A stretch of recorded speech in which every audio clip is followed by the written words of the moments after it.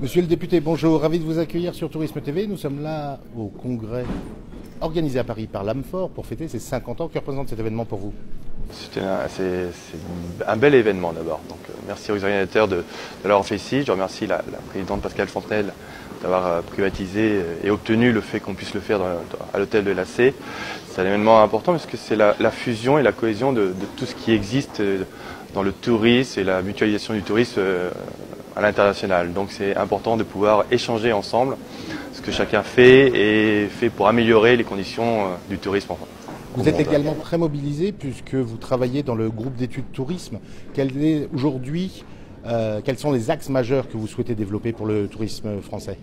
Le tourisme français, on a un objectif, c'est d'obtenir 100 millions de tourisme en France à l'horizon 2022. Donc obtenir 100 millions de touristes une fois, c'est réalisable, mais le vrai défi, c'est de faire en sorte que ces touristes reviennent. L'objectif annoncé en nombre de touristes internationaux, c'est une chose, mais est-ce qu'il ne faudrait pas mettre la priorité sur l'amélioration des recettes? Amélioration des recettes. On peut améliorer les recettes quand le produit correspond à une demande et que l'offre correspond à la demande, et vice-versa. Donc c'est d'abord améliorer la qualité du produit. Améliorer la qualité du produit, c'est qu'est-ce qu'on propose en France de qualité, parce qu'aujourd'hui on a un tourisme exigeant, un tourisme mondial qui va vers la recherche de la qualité et de l'expérience, et ou de l'expérience d'ailleurs. Donc on a quand même des menaces à l'international de beaucoup de pays qui se développent et qui mettent énormément de moyens. On est vraiment dans une concurrence aujourd'hui sur un secteur d'activité qui est un marché économique. Un marché économique aussi en termes d'emploi, et on le voit bien en France. Donc c'est comment structurer notre produit, le produit touristique français, en mettant en valeur ses compétences, ses atouts, ses faiblesses, améliorer ses faiblesses pour aller chercher une qualité et convaincre que la France doit rester la première destination mondiale au niveau touristique. Un dernier mot concernant la situation particulière depuis le mouvement des Gilets jaunes et l'image de la France à l'international.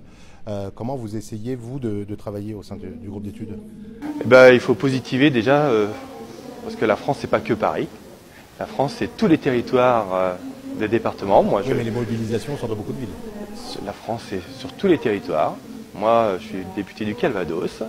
Le Calvados, depuis Honfleur jusqu'à Trouville, Deauville, Cabourg, Ouistreham, ce sont des développements touristiques importants et où il y a eu une mobilisation d'un mouvement, mais qui n'a pas porté atteinte à l'économie locale, parce que je pense que beaucoup ont compris qu'il ne fallait pas pénaliser l'économie locale. C'était pas ça le sens du message du mouvement. Donc je pense que peut-être que ce mouvement a été médiatisé à l'international avec une certaine vision, mais qu'en réalité, lorsque les touristes sont venus en France, ils ont pu apprécier peut-être les autres charmes d'autres villes que Paris. Monsieur le député, merci, très bonne journée et à bientôt sur Tourisme. Merci, bonne journée à vous.